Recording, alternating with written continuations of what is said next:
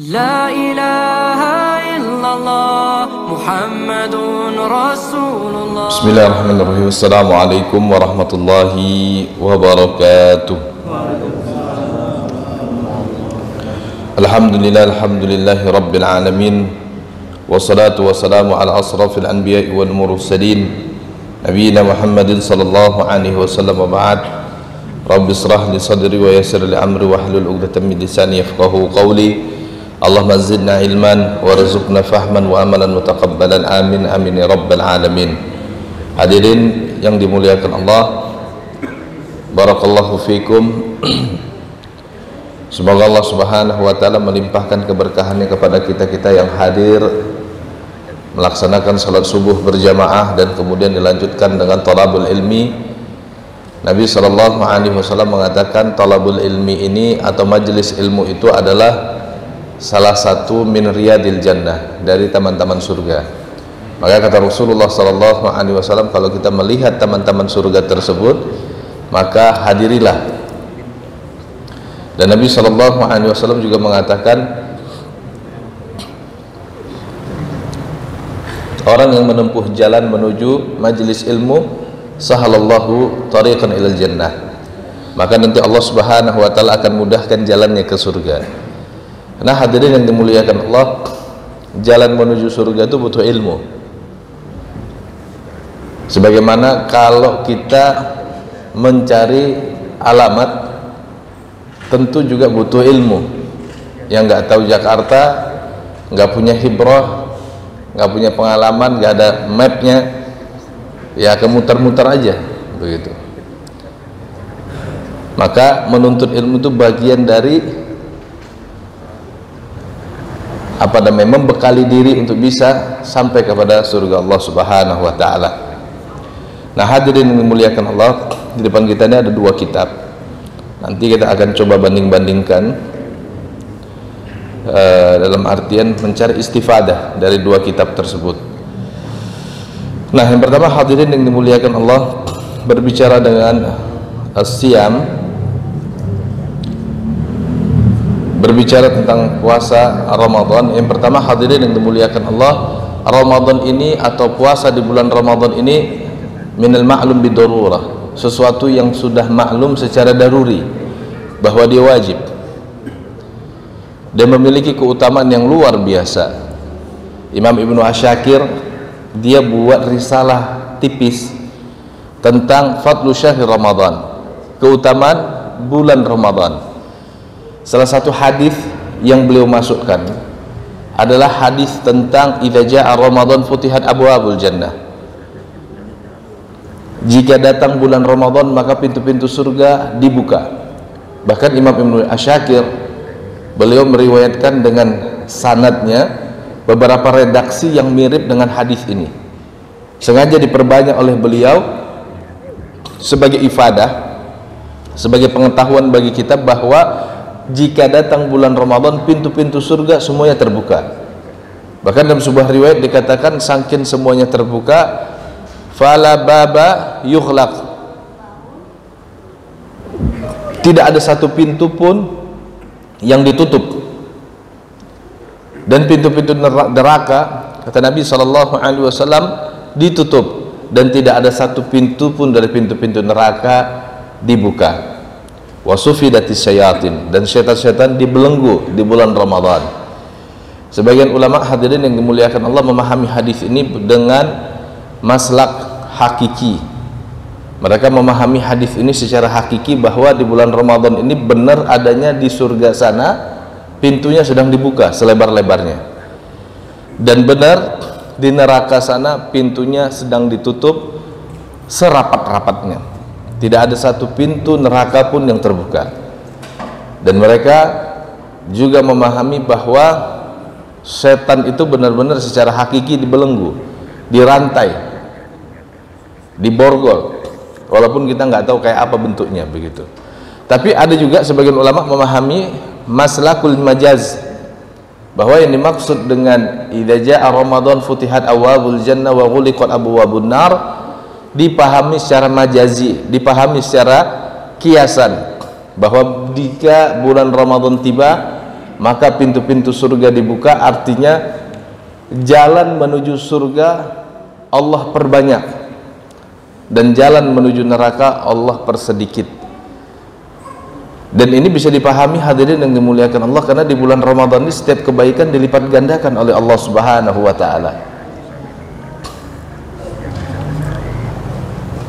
Dan dijadikan setiap amal saleh itu keutamaannya luar biasa, sehingga dengan puasa saja hadirin yang dimuliakan Allah kita bisa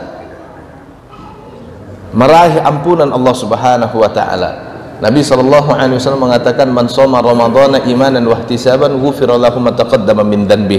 Yang puasa, catat ya, sekedar puasa tanda kutip, apalagi kalau ditambahkan dengan tarawih, ditambahkan dengan zikir, ditambahkan dengan qiraatul Quran, ditambahkan dengan majelis ilmu, luar biasa pahalanya akan dilipat gandakan, dan itu bisa menjadi sebab menuju surganya Allah Subhanahu wa taala, menuju keridhaan Allah Subhanahu wa taala.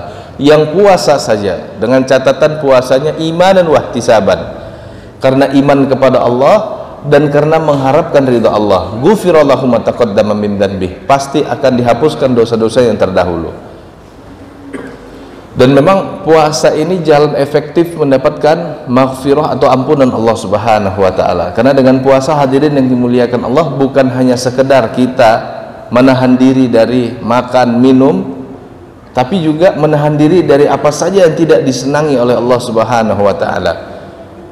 Menahan diri dari banyak ngomong, menahan diri dari ngomong-ngomongin orang, menjatuhkan orang, ya. Sehingga hadirin yang dimuliakan Allah, kata Allah dalam hadis qudsi, wa ana ajzi bihi, sayalah yang akan membalas pahala orang yang puasa secara tunai.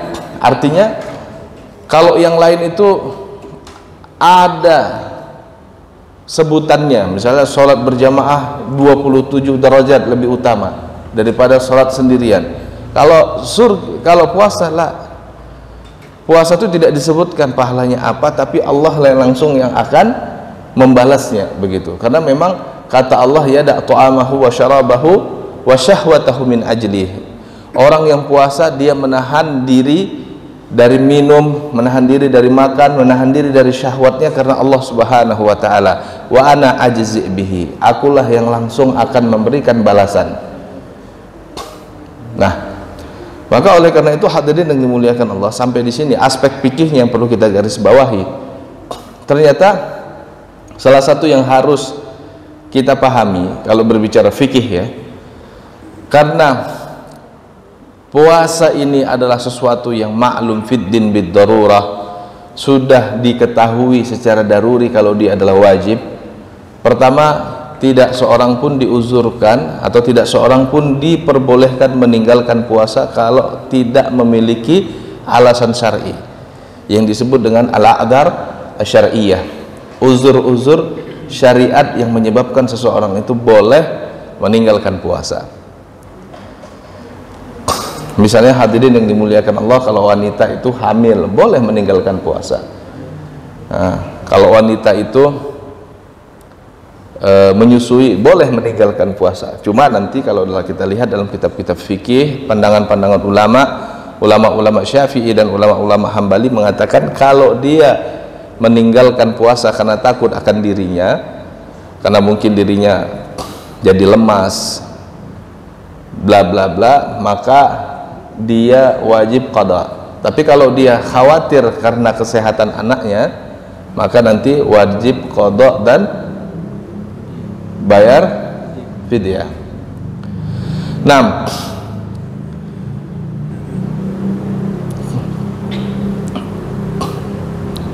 puasa, karena tadi kita katakan maklum fiddin bidururah, secara fikih kedudukannya sama seperti sholat, nggak boleh ditinggalkan kecuali kalau ada uzur-uzur syar'i yang tadi kita sebutkan. Nah, orang meninggalkan puasa haluhu itsnain, kondisinya dua. Yang pertama, dia tinggalkan puasa takasulan karena rasa malas, maka ini haram. Ini haram. Dan kalau ada pengadilan syariat, orang yang meninggalkan puasa dikarenakan takasulan dipanggil disuruh minta taubat, begitu. Kalau taubat ya alhamdulillah diterima taubatnya. Tapi kalau dia meninggalkan puasa tapi bukan takasulan, inadan wajuhudan, dia ngelawan begitu, dia mendustakan ibadah puasa dengan mengatakan misalnya, oh kalau saya nggak wajib puasa, atau kemudian dengan perkataan yang lebih angkuh lagi, saya derajatnya, makomnya lebih tinggi, artinya saya tidak terikat dengan syariat Nabi Muhammad SAW. Maka kalau kita lihat dalam kitab-kitab fikih, orang seperti ini disebut orang inat, orang yang menentang Allah Subhanahu wa Ta'ala. Orang seperti ini disebut dengan orang juhud. Udah jelas ada syariat yang diturunkan kepada umat Muhammad SAW, dan diantaranya dia untuk melaksanakan ibadah yang sudah sebenarnya populer sekali, lalu kemudian dia katakan saya tidak termasuk orang yang wajib puasa, maka orang ini wa na'udzubillah min dzalika, yakni orang ini dengan sikap juhudnya dia jatuh ke dalam dosa yang disebut dosa kekafiran, begitu. Makanya nanti juga kalau kita lihat dalam kitab-kitab fikih seperti dalam fikih Syafi'i, dalam matan Abi Suja atau dalam Fathul Qorib, nanti disebutkan orang yang meninggalkan sholat, nanti sama ya, orang meninggalkan puasa juga sama. Kalau dia meninggalkan sholat atau dia nanti meninggalkan puasa, kita kiaskan, meninggalkan sholatnya itu dua tadi. Kalau dia itu meninggalkannya dikarenakan takasulan, malas-malasan, tapi mu'taqidin bi wujubiha, tapi masih meyakini kewajiban sholat, maka orang seperti ini berdosa dan dimintai taubat. Begitu juga orang yang meninggalkan puasa tapi masih meyakini kewajiban puasa, berdosa dan dimintai taubat. Tapi kalau dia nanti meninggalkan sholat wa ghairu mu'taqidin biwujubiha, dan dia tidak meyakini kewajiban sholat, sama juga kasusnya dengan puasa, maka orang seperti ini dimintai taubat. Kalau enggak, dia jatuh ke dalam dosa kekufuran, bahkan bisa kita katakan ini bentuk kemurtadan.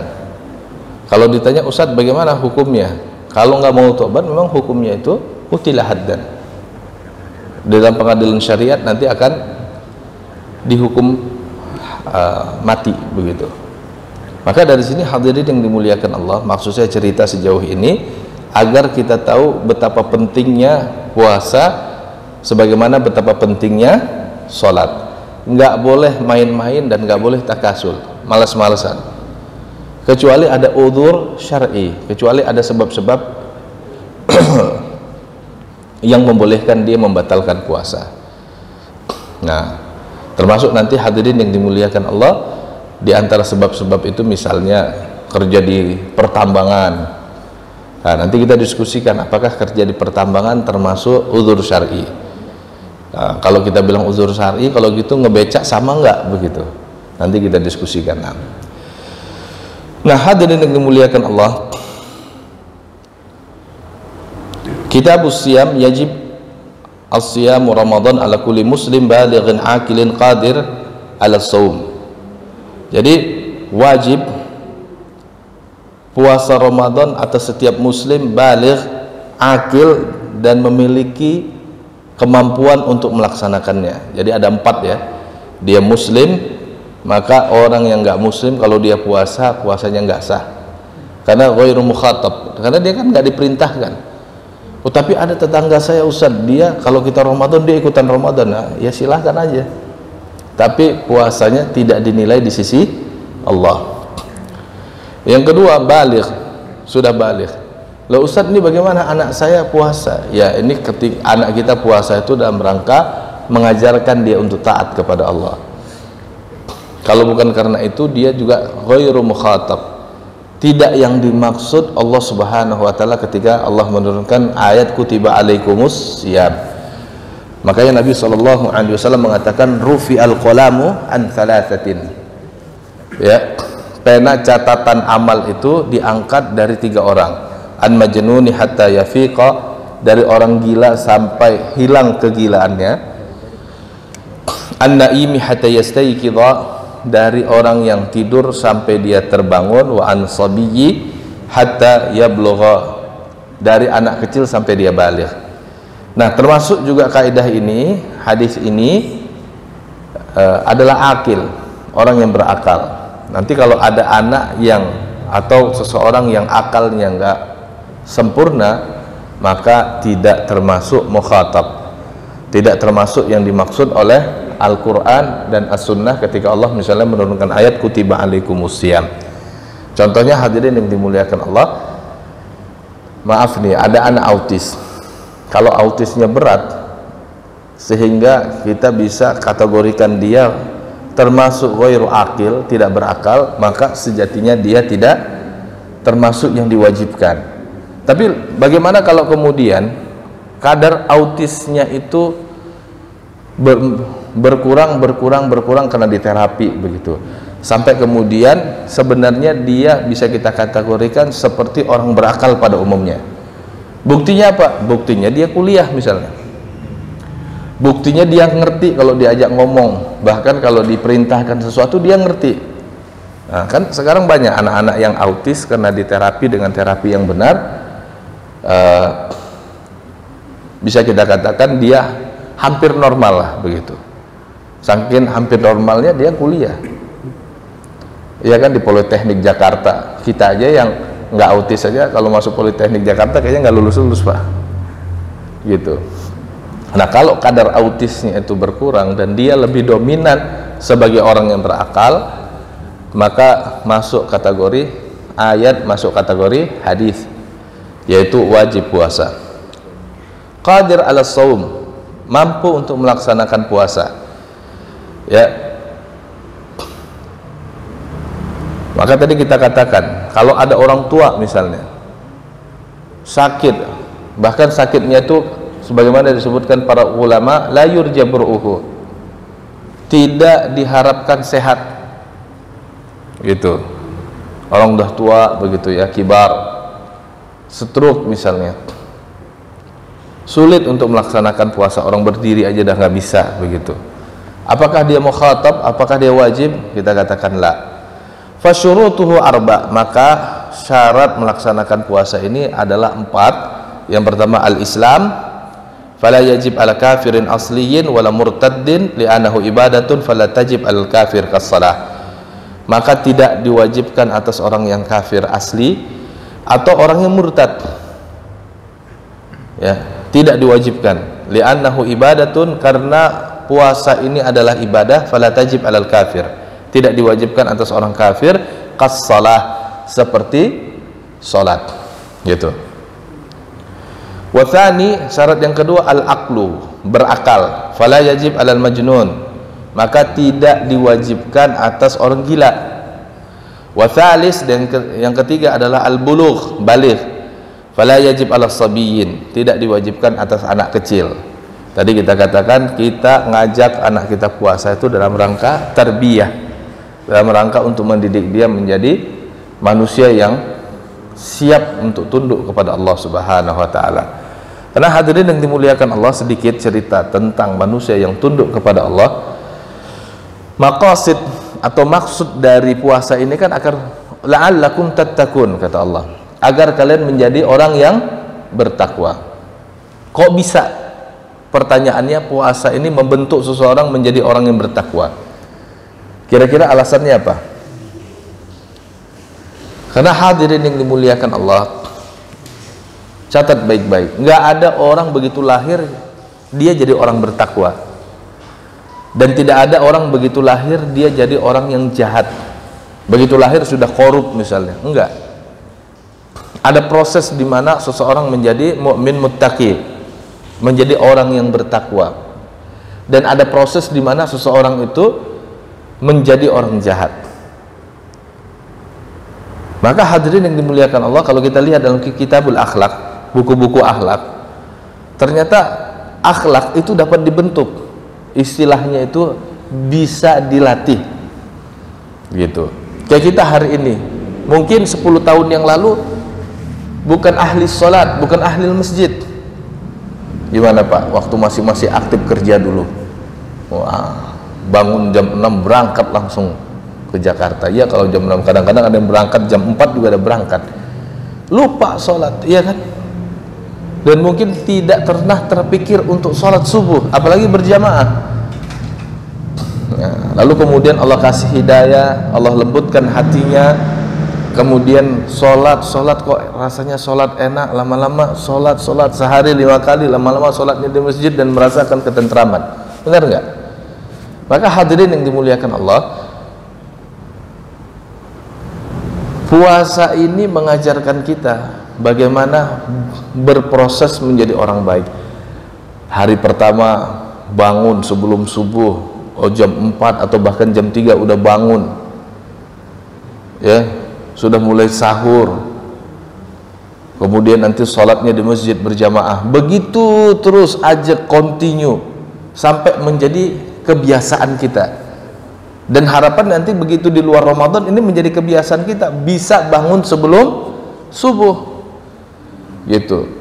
Dan begitu sudah bangun sebelum subuh, sudah menjadi kebiasaan kita, istilahnya itu terinternalisasi dengan diri kita, udah menjadi bagian diri kita untuk bisa berangkat ke masjid sholat berjamaah. Ya, maka menuju kebaikan itu dilakukan continue sedikit. Nah kalau kata orang Jepang nih, secara ilmu psikologi ini yang disebut dengan kaizen. Orang Jepang itu punya prinsip mendidik masyarakatnya itu dengan prinsip kaizen, melakukan kebaikan yang ajak continue berterus-terusan, setidaknya itu 1 menit setiap harinya, dilatih masyarakatnya gitu, terus konsisten, atau kalau istilah kita istiqomah. Padahal hadirin yang dimuliakan Allah, dalam agama kita tuh udah dididik disiplin, istiqomah dan melakukan kebaikan. Sehari kita 5 kali sholat. Kalau orang Jepang bangunnya jam 6, kita jam 4:30 itu udah di masjid, iya kan? Nah harapannya nanti begitu kita terus-terusan melakukan kebaikan ini, berterus-terusan, itu merubah diri kita menjadi lebih baik. Dan selesai dari puasa Ramadan, kita menjadi orang-orang yang bertakwa. Coba perhatikan hadirin yang dimuliakan Allah, orang-orang yang korup itu, koruptor yang kita lihat hari ini mungkin ditangkap KPK lah, atau bahkan dulunya mungkin kita ngelihat dia itu aktivis, ustadz misalnya, masuk ke parlemen, tiba-tiba memudar, lama-lama jadi koruptor, lama-lama ditangkap oleh KPK. Saya yakin pertama kali sampai di dunia dia itu di daerah parlemen itu, begitu ada korupsi itu dia tuh nggak nyaman sebenarnya, resah, gelisah, merasa nggak tepat, ini kok begini dan begitu.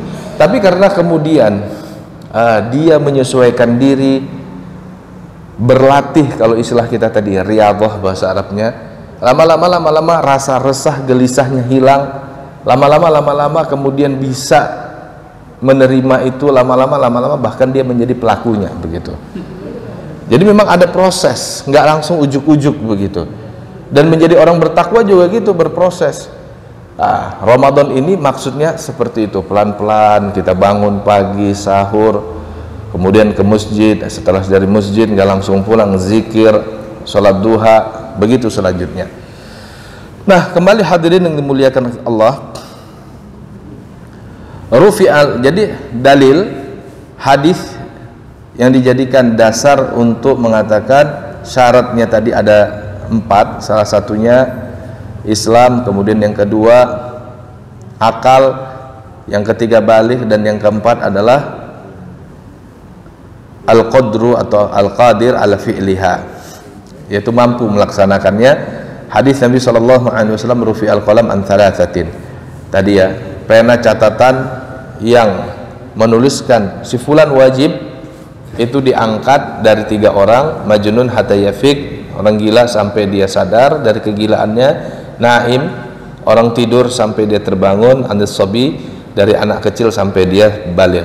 Wa qala ashabuna fala yajib ala man ataqahu, lima ruwiya an Nabi sallallahu alaihi wasallam annahu qala idza ataqal gulamu asyamu salasata ayyam wajib alaihi shaum syahr Ramadan.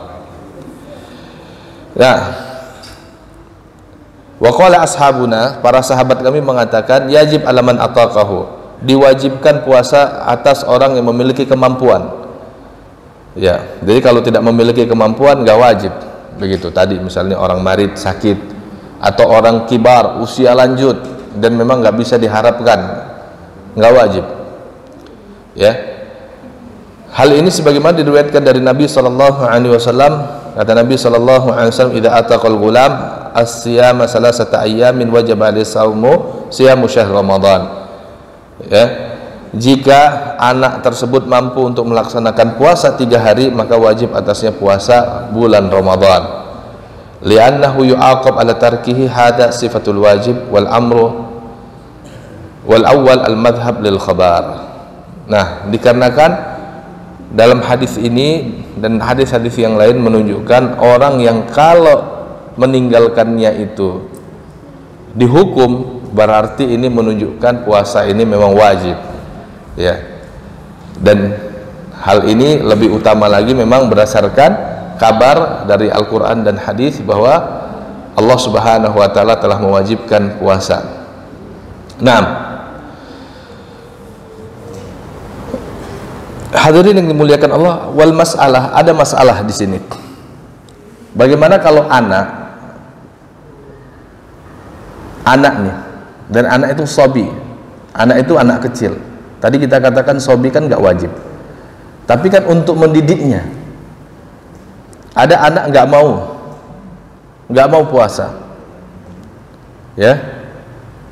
Maka para ulama mengatakan yu'mar bihi as-sabi idza ataqahu. Anak kecil itu diperintahkan untuk berpuasa kalau dia mampu. Bahkan yudrab alaihi liya'tadu wala yajib alaihi lil khabar.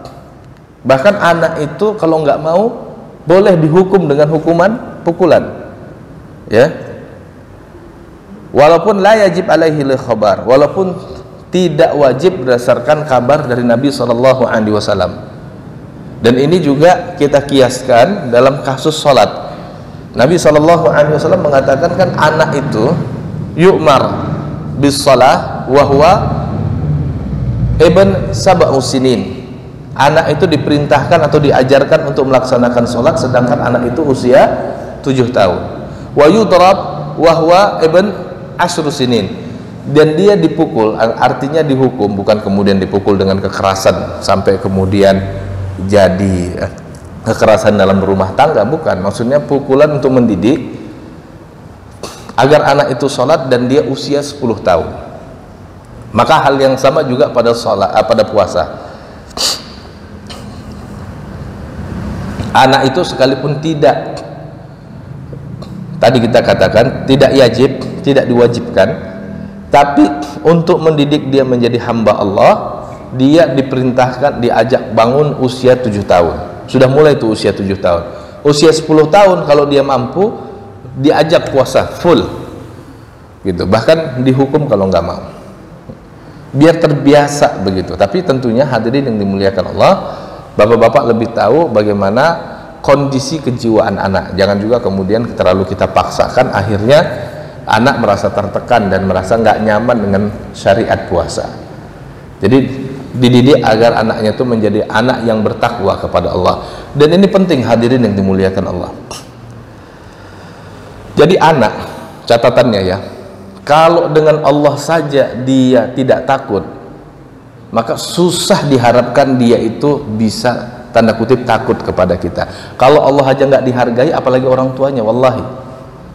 Itulah sebabnya di dalam Al-Quran ada satu surat itu menceritakan ayah bagaimana ngedidik anak.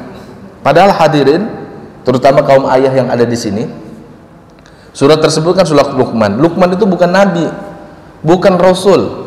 Dia hanya, kata Nabi SAW, al-abdus salih, ya, hamba Allah yang saleh.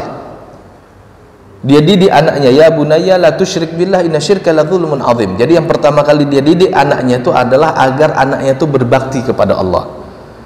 Wahai anakku, jangan pernah engkau mempersekutukan Allah. Sesungguhnya mempersekutukan Allah itu adalah dosa yang paling besar. Dan sebenarnya kewajiban mendidik ini kewajiban ayah, wallahi tidak kewajiban ibu. Kan ada tuh saat ungkapan al-ummu madrasatul ula, ibu itu adalah madrasah pertama. Iya, karena memang ibu itu punya waktu panjang dengan ayahnya, dengan anaknya. Tapi bukan berarti kewajiban mendidik itu kewajiban ibu lalu kemudian ayah goyang-goyang kaki gitu menyerahkan ke ibu begitu saja. Wallahi la. Maka kita dapati di dalam Al-Qur'an seperti ayat yang tadi kita bacakan dalam surah Luqman, yang melakukan pendidikan itu adalah ayah. Yang bertanggung jawab atas keluarga itu ayah. Makanya Rasulullah SAW mengingatkan ayah,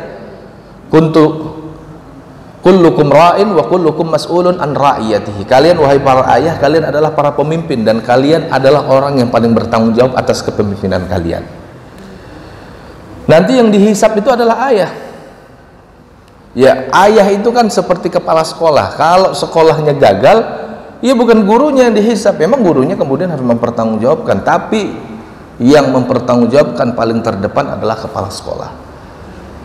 Negara misalnya hancur, nggak bisa disalahkan, yang paling utama adalah menteri misalnya. Yang paling pertama yang harus bertanggung jawab adalah presiden. Kenapa negaranya hancur? Keluarga begitu, tanda kutip, keluarganya bermasalah, maka yang pertama kali bertanggung jawab adalah ayah. Maka sekali lagi hadirin yang dimuliakan Allah,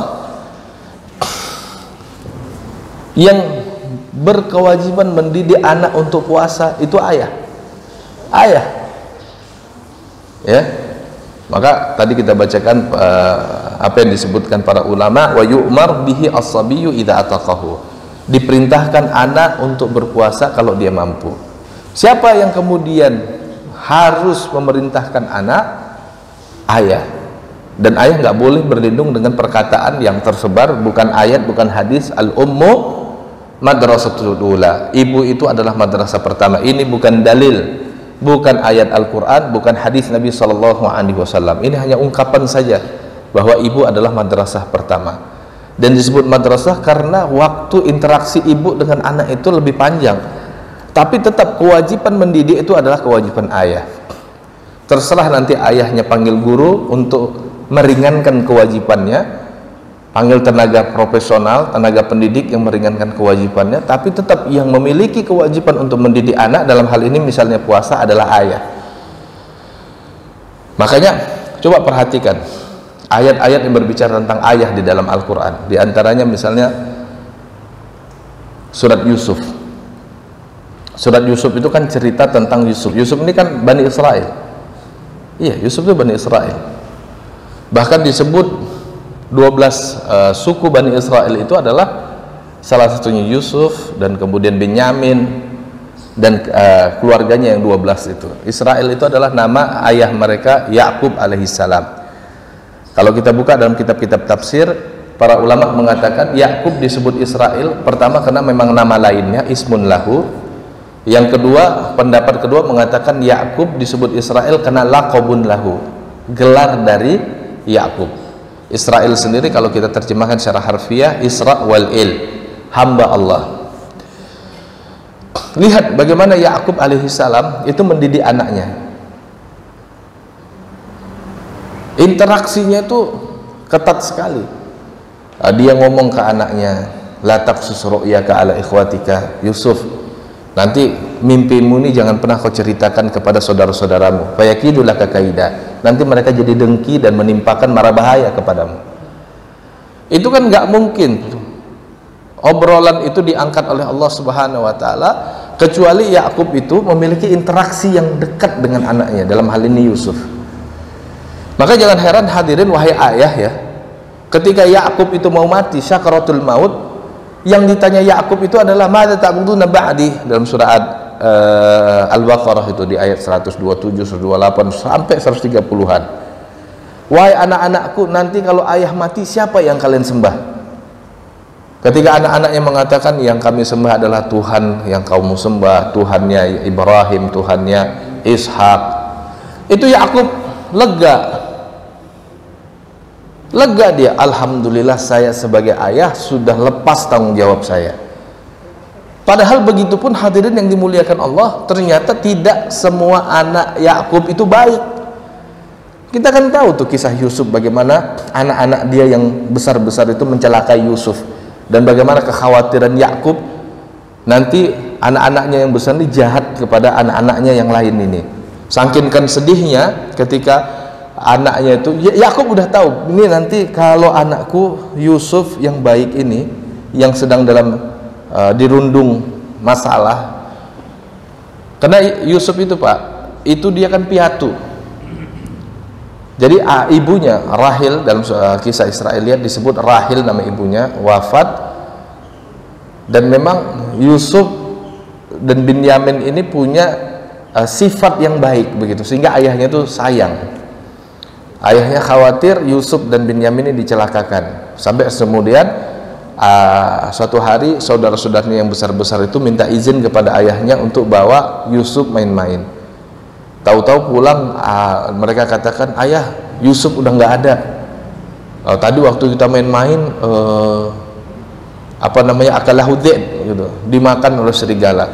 Ayahnya terpukul, ngerasa bersalah. Kok ayah teledor? Kok ayah? Saking sedihnya, hadirin yang dimuliakan Allah, nangis, akhirnya buta. Kenapa masih sedih? Ya iya, dia sebagai ayah merasa paling bertanggung jawab begitu loh. Gitu. Nah, ya ini masih banyak kisah-kisah dalam Al-Quran yang menunjukkan sebenarnya tanggung jawab mendidik anak adalah tanggung jawab ayah. Oke, maka poin ini, wa yu'mar bihi as-sabihu idza ataqahu wa yudrab alaihi liyu'taddu wa la yajib alaihi lil khabar. Diperintahkan anak untuk berpuasa kalau dia mampu. Siapa yang memerintahkannya? Ayah. Wa yudrab alaihi, bahkan dipukul atau dihukum dengan hukuman pukulan agar dia ini bisa paham kalau ini wajib. Walaupun sebenarnya ketika dia masih kecil la yajib alaihi, nggak wajib sebenarnya, tapi sebagai pelajaran. Nah, selanjutnya hadirin yang dimuliakan Allah, masalah. Ya kalau dalam kitab fikih biasanya disebut masalah.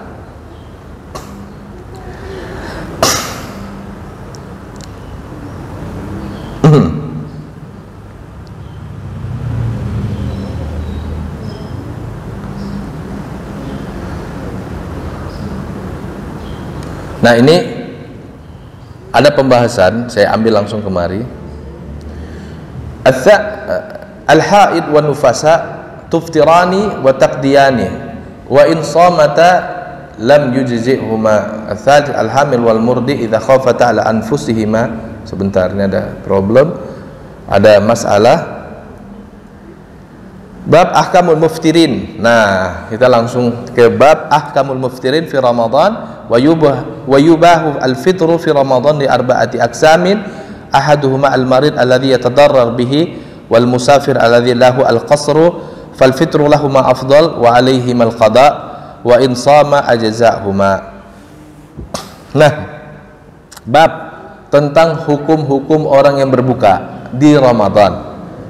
Siapa aja yang boleh membatalkan puasanya di bulan Ramadan, atau kalau bahasa lainnya, siapa aja yang boleh tidak puasa di bulan Ramadan. Wa yubahul fitru fi Ramadan, dan dibolehkan berbuka di bulan Ramadan. Li arba'ati aqsam. Ini adalah 4 bagian.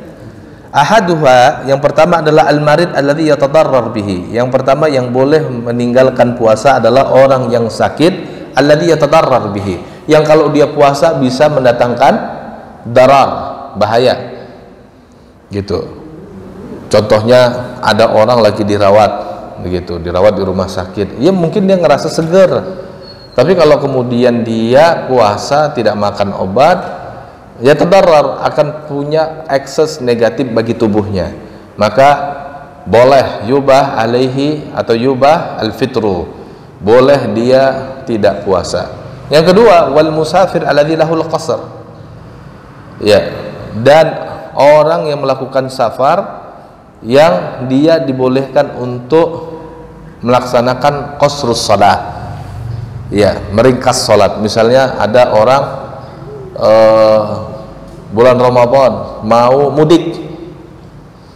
Mudik kemana? Ke Banyuwangi misalnya. Mudik kemana? Ke Surabaya gitu. Kalau dia puasa berat, apalagi pakai macet begitu ya, gitu. Walaupun ilatnya itu sebenarnya karena dia melakukan safar, dan orang yang melakukan safar dibolehkan dia qasrus shalah dan dibolehkan dia al-fitru, tidak puasa begitu. Nah, fal fitru lahuma afdalu wa alaihimal qada. Fal fitru, dan berbuka bagi kedua orang ini, sakit dan musafir, itu afdal, wa alaihimal qada, dan bagi keduanya wajib mengganti atau qada puasa di luar bulan Ramadan. Wa in shama ajza'huma, tapi kalau keduanya ngotot pingin puasa, sah begitu, nggak ada masalah begitu ya. Bahkan nanti qaulul mu'tamad inda Syafi'iyah, kalau kita lihat dalam buku-buku Syafi'iyah ya, justru dalam mazhab Syafi'iyah itu, dalam mazhab Syafi'i bagi musafir itu afdal tetap puasa. Alasan ulama-ulama Syafi'iyah karena di bulan Ramadan itu kan waktu utama. Ramadan ini kan keutamaannya karena problem waktu begitu, dia adalah bulan yang diutamakan. Maka kalau ada orang puasa dan coba mempertahankan puasanya sekalipun dia dalam keadaan musafir, maka itu lebih baik, karena waktu itu, waktu Ramadan itu tidak ada sepanjang tahun begitu. Nah, ini sama pandangan mereka dengan kalau dikiaskan dengan ayat Allah Subhanahu wa taala, wa atimul hajja wal umrata lillah, dan sempurnakanlah haji dan umrah untuk Allah. Ada orang misalnya ketika dia masuk musim haji, dia sakit, tapi sebenarnya bisa dipaksakan, maka afdol dia tetap memaksakan haji gitu. Atau ada orang udah bayar tiket keberangkatan umrah, tiba-tiba pilek atau tiba-tiba sakit, tapi sakitnya masih bisa jalan itu. Kalau dia paksakan, dia sempurnakan umrah, itu lebih utama begitu, karena ada masalah waktu yang utama di situ, dan ibadah di Masjidil Haram atau di Tanah Haram lebih utama. Jadi karena problem keutamaan waktu itulah menyebabkan haji itu lebih utama diupayakan sekalipun sakit. Nah, untuk hal ini hadirin yang dimuliakan Allah, kita baca sedikit penjelasannya ya. Maka mengapa tadi kita katakan bahwa al-marid alladhi yatadarrar bihi wal musafir alladhi lahul qasru, boleh berbuka orang yang sakit yang dikhawatirkan membahayakan kalau dia puasa boleh berbuka, musafir yang dia dibolehkan qasru shalah, meringkas salat, maka boleh berbuka atau boleh nggak puasa. Hal ini berdasarkan ayat Allah Subhanahu wa taala dalam surah An-Nisa ayat 43, wa in kuntum marda aw ala safarin, kalau kalian dalam keadaan sakit atau kalian dalam keadaan safar, boleh tuh. Nanti juga dalam surah An-Nisa kan begitu ya, kalau dalam keadaan sakit, kuntum marda aw ala safarin, boleh membatalkan puasa ya. Pamangkana minkum maridan aw ala safarin fa iddatu min ayyamin ukhar, barang siapa di antara kalian yang sakit atau barang siapa yang di antara kalian dalam keadaan safar, fa iddatun, maka bilangan yang dia tinggalkan itu min ayyamin ukhar, diganti pada hari selain bulan Ramadan, artinya diqadha. Nah, ini dalam surah Al-Baqarah surat kedua ayat 184 itu kan ada 183 ya ayyuhalladzina amanu kutiba alaikumusiyam, nanti 184-nya ada penggalan ayat faman kana minkum maridan aw ala safarin fa iddatun min ayyamin ukhar, maka yang sakit, yang dalam keadaan safar, dihitung berapa hari yang dia tinggalkan, nanti diganti ayyamin ukhar, pada hari yang lain.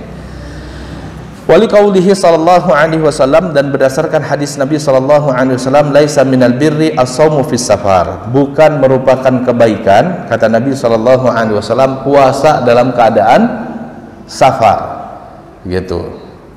Artinya ada orang safar gitu, ngotot tetap puasa kata Nabi bukan sebuah kebaikan, karena dikhawatirkan memaksakan diri dalam keadaan safar justru menimbulkan darar, bahaya begitu. Apalagi kalau dulu kan safarnya berat ya, naik onta begitu kan, jalan dari sini ke Pekalongan, maksain diri puasa, pingsan nanti malah begitu, atau mugma ya, atau apa namanya, muntah-muntah lah dan segala macam gitu. Tapi kalau memang dirasa perjalanannya itu tidak menyusahkan, artinya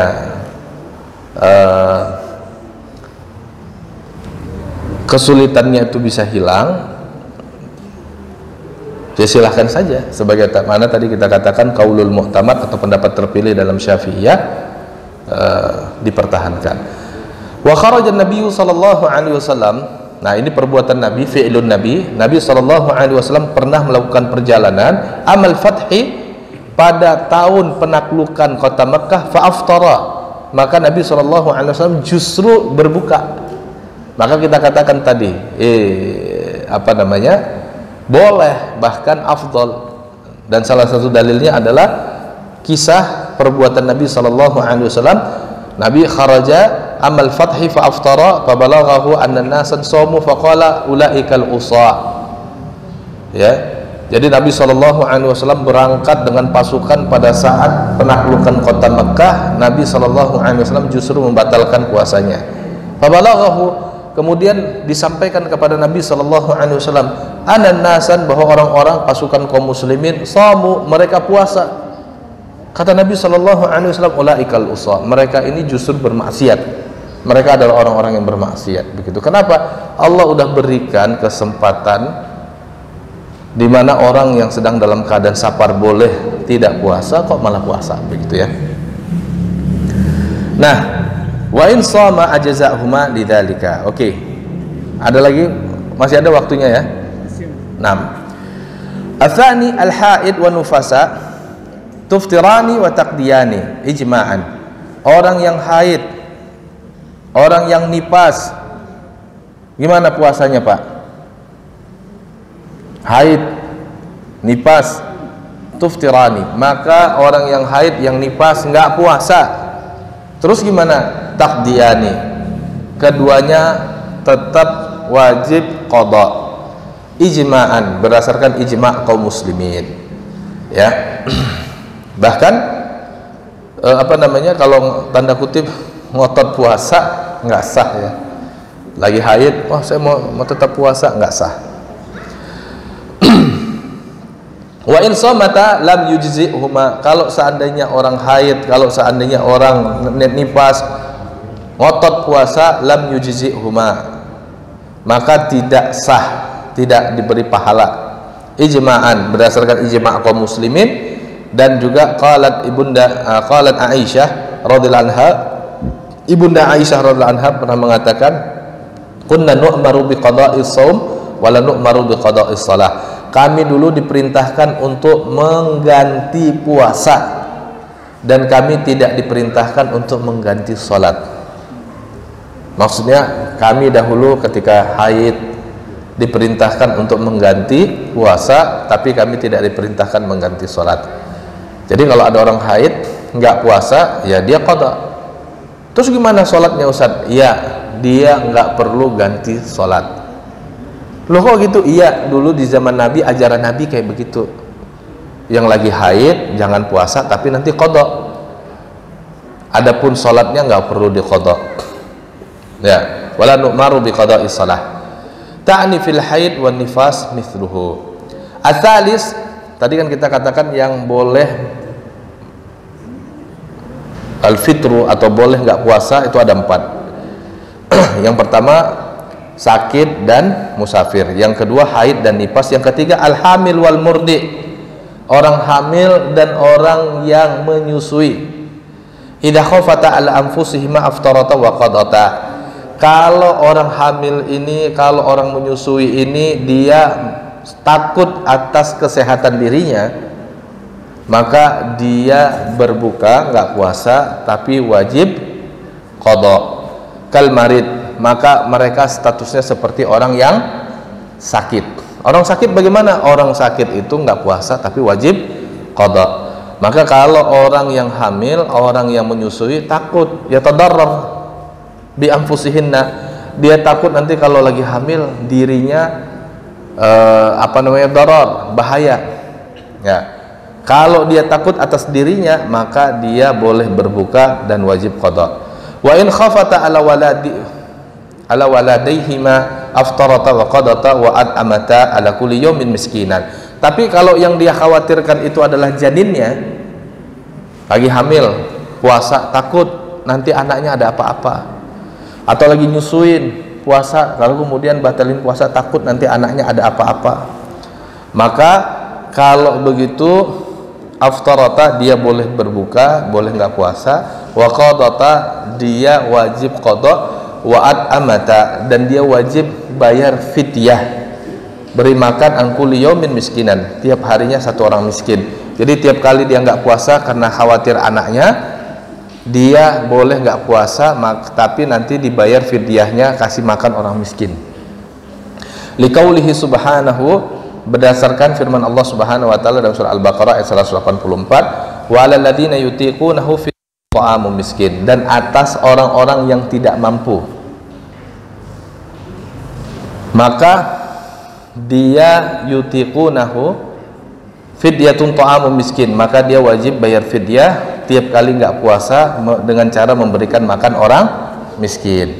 Nah, maksudnya begini, orang yang khawatir dengan janin maka pertama dia tetap wajib qada dan dia wajib bayar fidyah, karena yang dia khawatirkan itu bukan dirinya, bukan seperti orang sakit. Dia memang nggak mampu karena ada faktor di luar sakit, maka disamakan dengan orang tua, yaitu alladzina yutiqunahu, yaitu orang-orang yang tidak mampu. Orang yang tidak mampu itu karena faktor di luar dirinya, maka wajib bayar fidyah. Arabi, yang keempat, al-ajiz anisom li kibarin aw maradin la yurja bur'uhu fa innahu yud'am anhu li kulli yawmin miskinan. Bagian yang keempat adalah al-ajiz, orang yang enggak mampu karena faktor kibar, karena udah tua banget, usia 70-an enggak mampu puasa. Aw limaradin, atau dikarenakan sakit la yurja bur'uhu, yang tidak diharapkan bisa sembuh, stroke misalnya dan yang semisal dengannya, fa innahu yut'am anhu, maka cukup bayar fidyah saja. Likulli yaumin miskinan, tiap hari dia nggak puasa bayar fidyah, memberikan makan untuk orang miskin. Hal ini berdasarkan firman Allah dalam surah Al-Baqarah yang tadi kita bacakan, dan perkataan Ibnu Abbas, kanat rakhasat li syekhi wal mar'ah al-kabirah wa huma yutiqan asyam ayyuftira wa yut'ima makana kulli yaumin miskinan wal hubla wal murdi idza khafata ala audadihim aftarata wa amata, rawahu Abu Dawud. Ibnu Abbas mengatakan dahulu rukhisat li syekh, orang yang udah tua itu diberikan rukhsah, keringan untuk tidak puasa. Begitu juga al-kabirah, al-mar'ah al-kabirah, perempuan yang udah usia lanjut juga diberikan keringanan tidak puasa. Nah, wa huma yutiqani as-saum yutiqani as-siyam ayyuftira wa yut'ima, keduanya ini sebenarnya orang yang memang tidak mampu melaksanakan puasa, maka boleh tidak puasa dan cukup bayar fidyah. Tiap kali mereka nggak puasa, bayar fidyahnya, kasih makan orang miskin. Wal hubla wal murdi'a, dan orang yang hamil serta orang yang menyusui, kalau dia takut atas anaknya, kesehatan janinnya atau kesehatan anaknya bagi yang menyusui, dia boleh tidak puasa dan dia bayar fidyah nantinya. Wallahu a'lam bishawab. Tentunya kalau belajar fikih siam panjang Pak, gitu. Dan kadang-kadang kalau belajar fikih siam pertanyaannya banyak banget, pingin ini gitu ya. Nah, kita cukupkan lah ya. Ya, nanti kita lanjutkan dengan tanya jawab. Ini saja, saya kembalikan ke moderator.